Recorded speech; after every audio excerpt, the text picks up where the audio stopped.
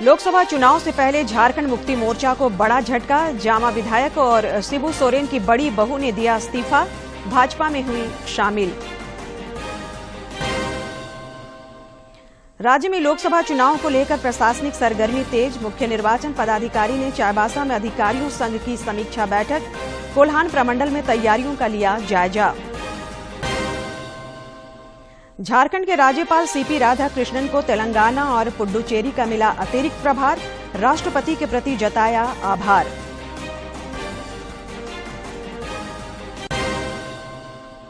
और रांची कैथोलिक महाधर्म प्रांत के आर्च बिशप नियुक्त किए गए विंसेंट आइंद। रोम वेटिकन के प्रतिनिधि और विभिन्न क्षेत्रों से आए बिशपों की उपस्थिति में ग्रहण किया पदभार।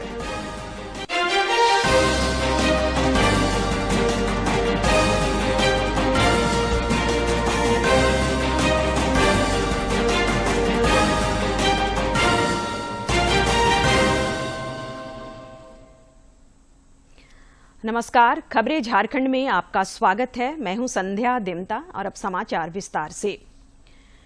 भाजपा के वरिष्ठ नेता और प्रधानमंत्री नरेंद्र मोदी ने आज तमिलनाडु के सलेम में एक चुनावी सभा को संबोधित किया। इस दौरान उन्होंने कहा कि पीएमके के साथ सीटों का समझौता होने के बाद एनडीए को नई ऊर्जा मिली है।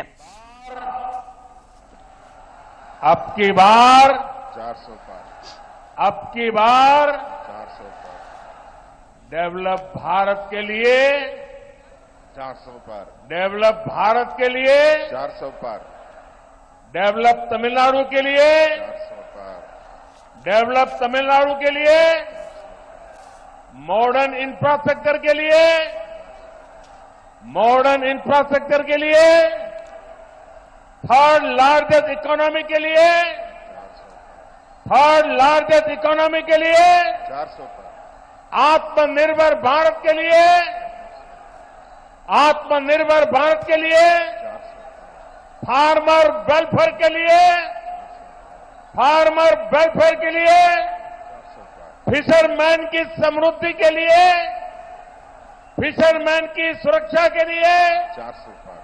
अब की बार इम्मुरई नानोरुक्कुमेल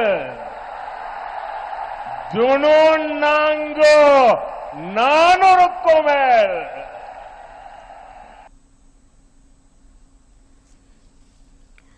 झारखंड में महागठबंधन दलों के बीच लोकसभा चुनाव को लेकर सीट शेयरिंग से पहले ही सत्तारूढ़ दल झामुमो को बड़ा झटका लगा है।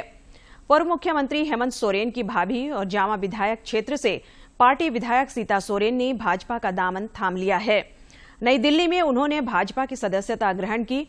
इससे पहले सीता सोरेन ने झामुमो की प्राथमिक सदस्यता के साथ साथ विधायक पद से इस्तीफा दे दिया था।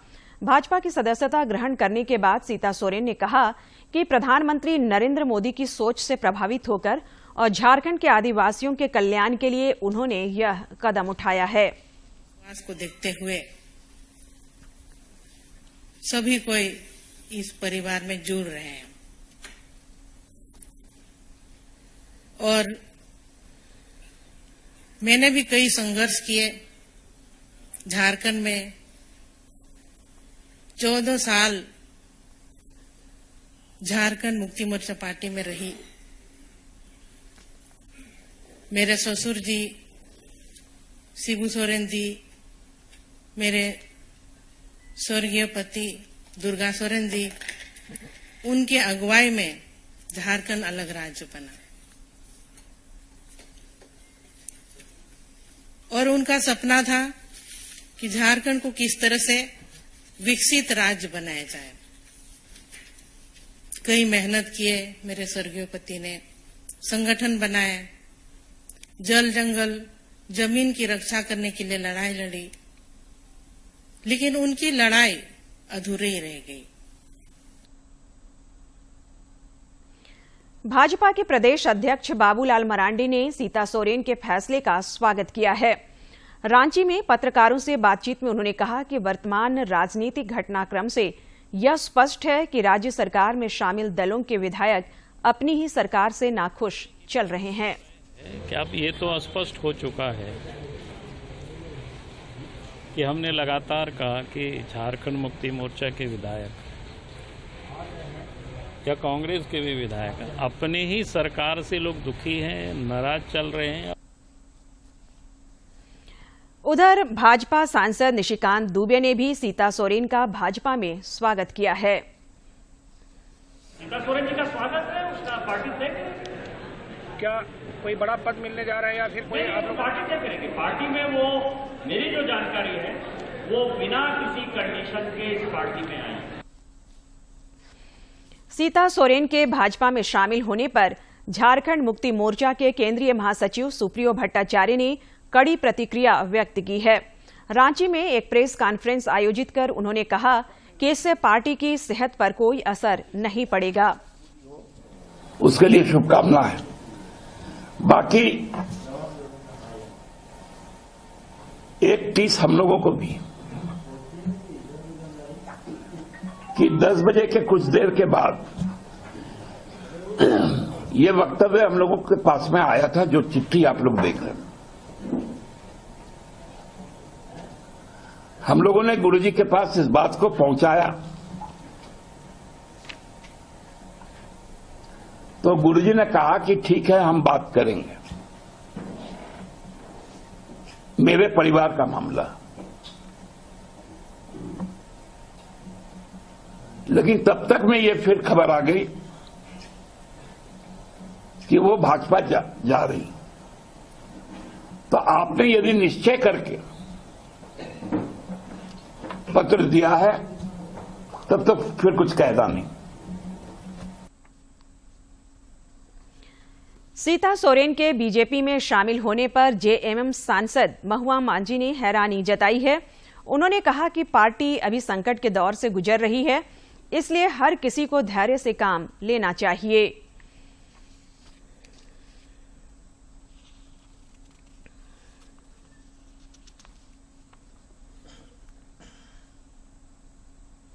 इधर झामुमो के वरिष्ठ नेता मनोज पांडे ने सीता सोरेन के फैसले को दुर्भाग्यपूर्ण बताया है। ने कितने संघर्ष किया और उनके संघर्ष का उनका बहुत योगदान है इस पार्टी में। उन्हें इस तरह का निर्णय नहीं लेना चाहिए था, लेकिन फिर भी अगर वो अपने विरोधियों, हम लोगों के विरोधियों के बहकावे में आ गई हैं तो मुझे लगता है कि वो खुद अपना नुकसान करेंगे। राज्य के मुख्य निर्वाचन पदाधिकारी के रवि कुमार ने लोकसभा चुनाव के मद्देनजर आज चाईबासा में कोल्हान प्रमंडल के अधिकारियों के साथ समीक्षा बैठक की। इस दौरान उन्होंने चुनावी तैयारियों का जायजा लिया और आवश्यक दिशा निर्देश दिए। राज्य के मुख्य निर्वाचन पदाधिकारी के रवि कुमार ने कोल्हान प्रमंडल में लोकसभा चुनाव की तैयारियों का हाल जानने चाईबासा पहुंचे। इस दौरान उन्होंने पश्चिमी सिंहभूम, पूर्वी सिंहभूम और सरायकेला खरसावां के जिला निर्वाचन पदाधिकारियों और पुलिस अधीक्षकों के साथ बैठक की और चुनाव के विभिन्न पहलुओं पर चर्चा की। मौके पर मुख्य निर्वाचन पदाधिकारी ने आदर्श चुनाव आचार संहिता का कड़ाई से अनुपालन करने पर जोर दिया। आज का स्टेज में क्या होना चाहिए उस लेवल तक तैयार है, फिर आने वाला समय के लिए क्या तैयारी करना उसका संबंध में हम लोग को ब्रीफिंग करना है।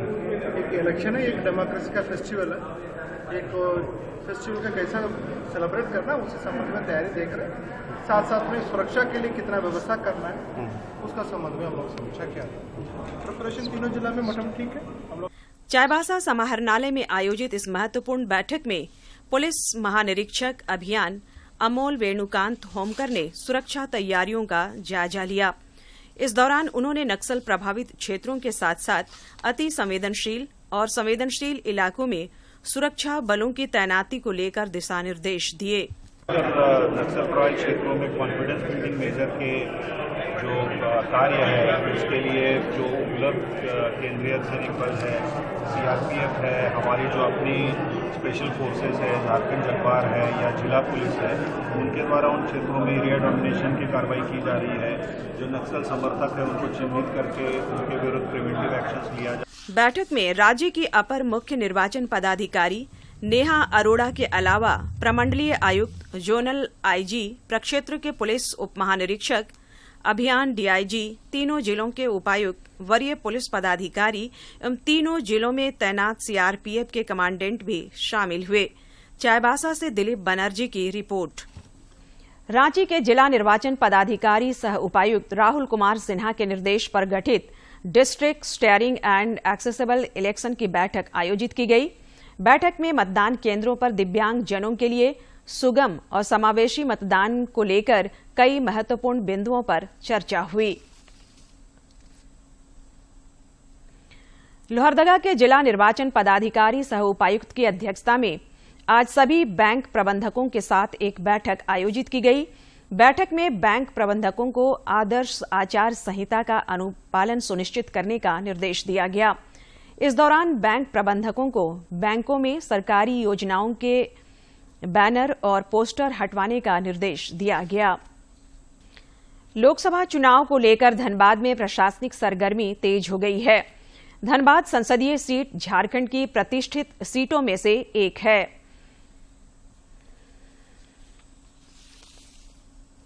धनबाद संसदीय सीट पर चुनाव के लिए 29 अप्रैल को अधिसूचना जारी होगी और नामांकन दाखिल करने की तारीख 6 जून निर्धारित है।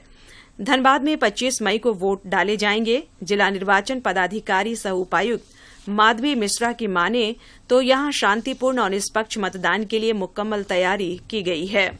धनबाद लोकसभा क्षेत्र के लिए छठे चरण में मतदान किया जाएगा। यहाँ पर चुनाव होगा जिसमें कि अधिसूचना जारी होगी 29 अप्रैल को। नामांकन दाखिल करने की तिथि हुए 6 मई, स्क्रूटनी 7 मई को होगी। उम्मीदवार अपना 9 मई तक नाम वापस ले सकेंगे। मतदान की तिथि 25 मई होगी। मतगणना की तिथि 4 जून होगी और इस प्रकार से हम लोग 6 जून तक अपना ये कार्य संपन्न कर सकेंगे। धनबाद में इस बार 20,26,792 मतदाता अपने मताधिकार का प्रयोग कर सकेंगे। इनमें पुरुष मतदाताओं की संख्या 10,62,892 और महिला मतदाताओं की संख्या 9,63,852 है। 48 ट्रांसजेंडर मतदाता भी पंजीकृत हैं। जिला निर्वाचन पदाधिकारी ने युवा वोटरों से लोकतंत्र के महापर्व में अपनी सहभागिता सुनिश्चित करने की अपील की है। धनबाद जिले की अगर हम बात करें तो इसमें कुल बूथ की संख्या 2378 है और इसमें कुल मतदाता 20,26,792 हैं। इस बार के जो चुनाव होंगे उसमें हम लोग कुल 16,000 से अधिक मतदान कर्मियों का उपयोग करेंगे जिनके द्वारा मतदान का कार्य संपन्न कराया जाएगा, जिसमें लगभग 2,500 के करीब महिला मतदान कर्मी इसमें शामिल होंगी। लोकसभा चुनाव को लेकर सुरक्षा के भी व्यापक प्रबंध किए जा रहे हैं। एसएसपी एचपी जनार्दन के अनुसार जिले में सुरक्षा के दृष्टिकोण से कई एहतियाती कदम उठाए गए हैं। उल्लंघन अगर होता है तो उसको चेक करने के लिए और उसको एनफोर्स करने के लिए धनबाद जिला में टोटल हम लोग 63 एफएसटी को अभी आज से हम लोग लागू किया है। एफएसटी का मेन काम एमसीसी का जो भी उल्लंघन है उल्लंघन को आइडेंटिफाई करना है और पब्लिक का जो कंप्लेंट होगा कंप्लेंट को एंटरटेन करना है और उसके बाद उस पर कानूनी कार्रवाई करना है। धनबाद में कुल 2,378 मतदान केंद्र बनाए गए हैं। शहरी क्षेत्रों में 918 एवं ग्रामीण क्षेत्रों में 1,183 बूथ तैयार किए गए हैं। इनमें 47 बूथ केवल महिलाओं के लिए बनाए गए हैं, जहां लगभग 2,500 महिला कर्मी मौजूद रहेंगी। धनबाद से अजय कुमार सिन्हा की रिपोर्ट। लोकसभा चुनाव को लेकर आज हजारीबाग जिले में प्रथम मतदान पदाधिकारियों को प्रशिक्षण दिया गया। मौके पर उपस्थित जिला निर्वाचन पदाधिकारी सह उपायुक्त नैन्सी सहाय ने सभी प्रशिक्षुओं को चुनाव के दौरान सावधानी और सतर्कता बरतने का निर्देश दिया।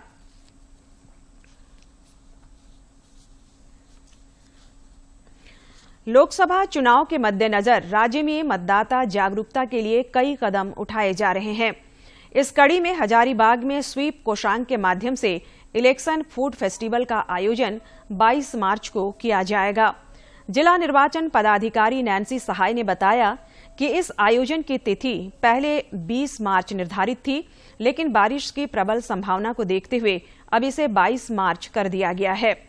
उन्होंने कहा कि कार्यक्रम में बतौर मुख्य अतिथि राज्य के मुख्य निर्वाचन पदाधिकारी शामिल होंगे। इससे पहले उपायुक्त ने समाहरणालय परिसर से मतदाता जागरूकता अभियान को लेकर 100 टोटो रिक्शा को हरी झंडी दिखाकर रवाना किया।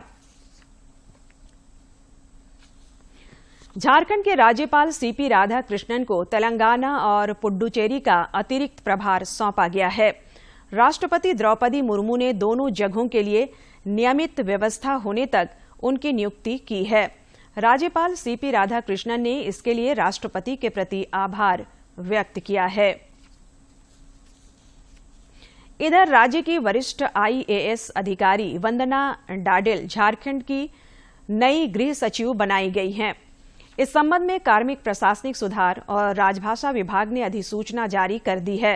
निर्वाचन आयोग की सहमति के बाद विभाग ने यह फैसला लिया है।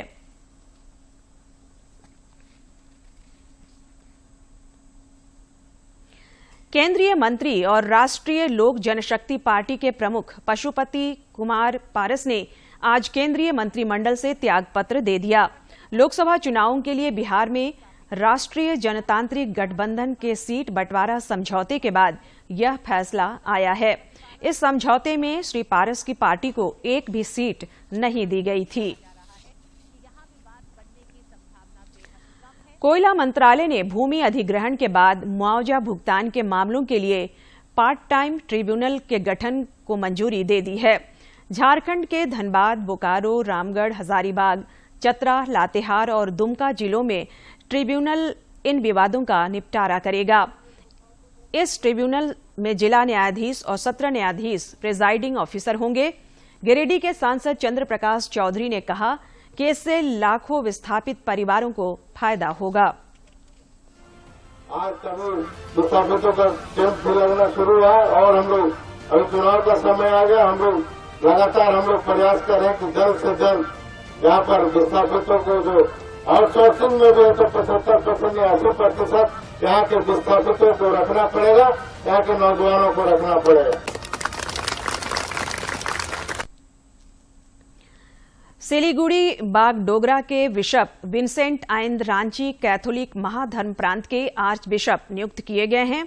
आज उन्होंने रांची में पूरे विधि विधान के साथ पदभार ग्रहण किया। रांची में आर्च बिशप के पदभार ग्रहण समारोह के दौरान रोम वेटिकन के प्रतिनिधि नुन्सियो लियोपोल्डो जिरेल्दी और देश के विभिन्न क्षेत्रों से आए हुए बिशपों और भारी संख्या में उपस्थित विश्वासियों के बीच रांची कैथोलिक महाधर्म प्रांत के वर्तमान आर्च बिशप फेलिक्स टोप्पो ने उन्हें इस क्षेत्र के ईसाइयों के चरवाहे का प्रतीक विशेष डंडा सौंपा। इस अवसर पर नवनियुक्त आर्च बिशप विंसेंट आइंद ने कहा कि उन्हें बड़ी जिम्मेवारी सौंपी गई है, जिस पर खरा उतरना उनकी प्राथमिकता होगी। संत जोसेफ के पर्व दिवस पर आर्च बिशप के तौर पर एक बड़ी जिम्मेदारी ग्रहण करने का एक सुअवसर होता है। इस अवसर पर रोम में भारत के राजदूत नुन्सियो लियोपोल्डो ने नवनियुक्त आर्च बिशप को रांची महाधर्म प्रांत के लिए एक बड़ी सौगात करार दिया। In India, I would like to convey to all of you his blessings and his greetings on this auspicious occasion. गौरतलब है कि पिछले वर्ष 30 दिसंबर को ही ईसाइयों के धर्मगुरु संत पापा द्वारा विंसेंट आइंद को रांची धर्म प्रांत का आर्च बिशप घोषित किया गया था। आज सबके समक्ष इस घोषणा पत्र को प्रस्तुत किया गया। रांची से प्रताप की रिपोर्ट। पलामू जिला मुख्यालय मेदिनीनगर स्थित ब्लड बैंक में जन कल्याण ट्रस्ट की ओर से स्वैच्छिक रक्तदान शिविर का आयोजन किया गया। शिविर में उपायुक्त शशि रंजन, उप विकास आयुक्त रवि आनंद, सहायक समाहर्ता रवि कुमार और सिविल सर्जन समेत कई लोगों ने रक्तदान किया। अपराध अनुसंधान विभाग ने राजधानी रांची में कॉल सेंटर चलाने के नाम पर अंतर्राष्ट्रीय साइबर ठगी करने वाले गिरोह का पर्दाफाश किया है। इसकी जानकारी देते हुए अपराध अनुसंधान विभाग के महानिदेशक अनुराग गुप्ता ने बताया कि रांची के किशोरगंज चौक में अवस्थित BM हाइट्स के तीसरे तल्ले में कॉल सेंटर चलाने के नाम पर साइबर ठगी करने का काम किया जा रहा था। यहां से इंग्लैंड और ऑस्ट्रेलिया के नागरिकों के साथ साइबर ठगी करने के जुर्म में रांची के रविकांत और गोड्डा के मोहम्मद इकरामुल अंसारी को गिरफ्तार किया गया है। को बेवकूफ बना करके उनके पैसे को लूटना। अगर हम पूरे इस प्रकरण को अगर एक लाइन में या 2 लाइनों में कहें तो ये पूरा फ्रॉड था। अब ये होता कैसे था, इसमें बहुत सारे एक्टर्स हैं। जैसे महाभारत में बहुत तरह के एक्टर्स होते हैं, वैसे इसमें भी बहुत तरह के एक्टर्स हैं। तो इसमें जैसे एक आदमी है जो कि यूके के सीनियर सिटीजन का डेटा इकट्ठा कर रहा है, एक दूसरा आदमी है जो उन सीनियर सिटीजन को कुछ मैसेज भेज करके धमका रहा है, डरा रहा है कि आपका जो है आपका मोबाइल खराब हो गया, आपका लैपटॉप में वायरस हो गया। इधर जामताड़ा जिले के करमाटांड़ थाना क्षेत्र अंतर्गत डुमरिया और बिराजपुर गांव में 7 साइबर अपराधियों को पुलिस ने गिरफ्तार किया है। साइबर थाना के निरीक्षक अब्दुल रहमान ने बताया कि गिरफ्तार अपराधियों के पास से कई आपत्तिजनक चीजें बरामद की गई हैं।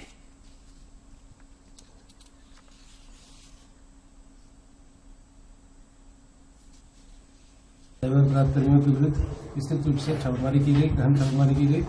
उसके बाद लगभग वहाँ पर गुजर रहने के बाद आसपास के क्षेत्रों में देखा गया कि कुछ लोग अपना साइबर क्राइम में लिप्त थे, जिसमें 7 अपराधकर्मियों को गिरफ्तार किया गया, जिनके नाम के अफजल अंसारी, अजमल अंसारी, दोनों पिता कलीम मियाँ, ग्राम बिराजपुर, अमन अंसारी, गुलाम कौसर, अहमद अंसारी, शौकत अंसारी, हसन राजा सभी।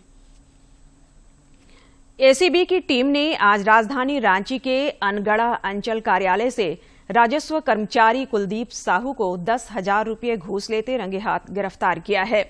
बताया जाता है कि जमीन से जुड़े एक मामले में राजस्व कर्मचारी घूस ले रहे थे। धनबाद जिले के धनसार थाना क्षेत्र में उत्पाद विभाग ने छापेमारी कर भारी मात्रा में नकली विदेशी शराब जब्त किया है।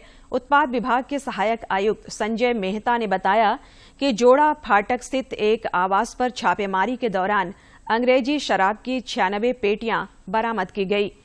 इसका अनुमानित मूल्य करीब 4 लाख रुपए है।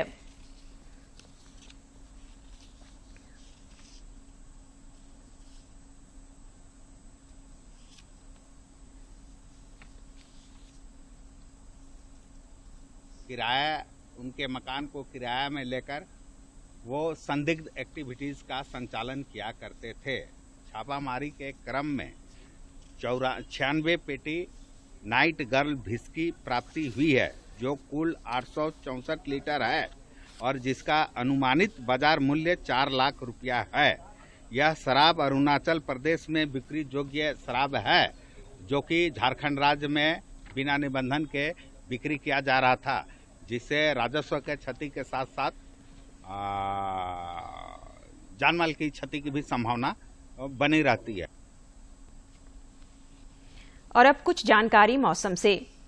राजधानी रांची समेत राज्य के कई हिस्सों में आज भी तेज हवा के साथ बारिश और ओलावृष्टि हुई। रांची स्थित मौसम विज्ञान केंद्र के प्रमुख वैज्ञानिक अभिषेक आनंद ने बताया कि बंगाल की खाड़ी में एक एंटी साइक्लोन बना हुआ है, जिसका असर झारखंड के अलग अलग हिस्सों में दिखाई पड़ रहा है।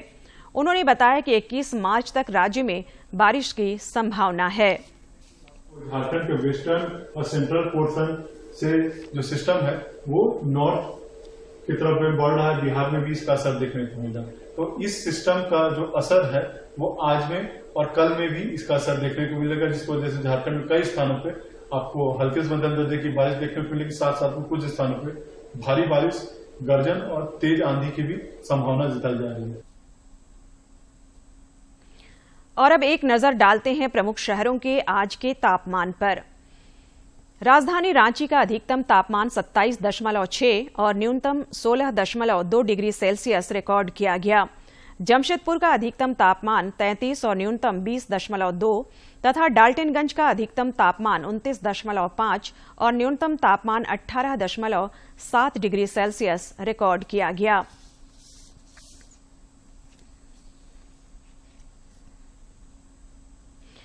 और अब देखते हैं फटाफट अंदाज में जिलों की खबरें।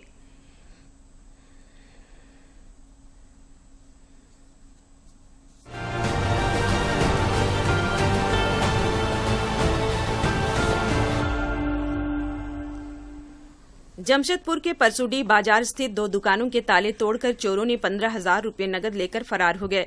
चोरों ने बगल के ही एक और दुकान को निशाना बनाने की कोशिश की, लेकिन वे सफल नहीं हो सके। घटना की सूचना मिलते ही पुलिस मौके पर पहुंची और छानबीन शुरू की। पश्चिमी सिंहभूम जिले के चक्रधरपुर की नीमडीह डाक बंगला में माता मंगला के मंदिर के प्राण प्रतिष्ठा को लेकर आज कलश यात्रा निकाली गई। इसमें बड़ी संख्या में महिला पुरुष शामिल हुए। नीमडीह से गाजे बाजे के साथ निकाली गई कलश यात्रा के दौरान श्रद्धालु माता मंगला की जयकारा लगाते हुए चल रहे थे। धनबाद के झरिया थाना क्षेत्र के हेटली बांध में आज 27 वर्षीय एक युवक का शव बरामद हुआ है। युवक की पहचान शमशेर नगर निवासी मोहम्मद सोनू के रूप में हुई है। अंत में मुख्य समाचार एक बार फिर। लोकसभा चुनाव से पहले झारखंड मुक्ति मोर्चा को बड़ा झटका। जामा विधायक और शिबू सोरेन की बड़ी बहू ने दिया इस्तीफा, भाजपा में हुई शामिल।